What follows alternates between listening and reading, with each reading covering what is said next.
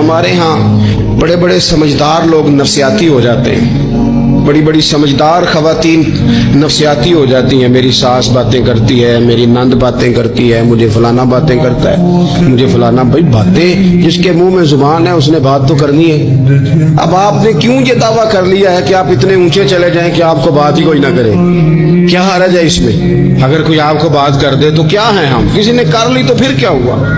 اس کا اتنا اثر قبول کرنا کہ ساری رات سونا ہی نہ، پریشان ہو جانا، لوگوں کی باتیں، لوگوں کے تبصرے، لوگوں کے کومنٹس۔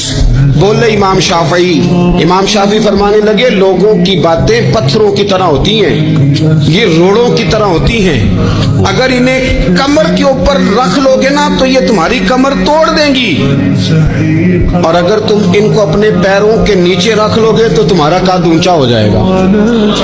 بس دنیا میں وہ لوگ پریشان ہوتے ہیں جو لوگوں کی باتوں کو کندھوں پر سوار کر لیتے ہیں، جو پیروں کے نیچے رکھے، جو پاؤں کے نیچے رکھے ان کا قد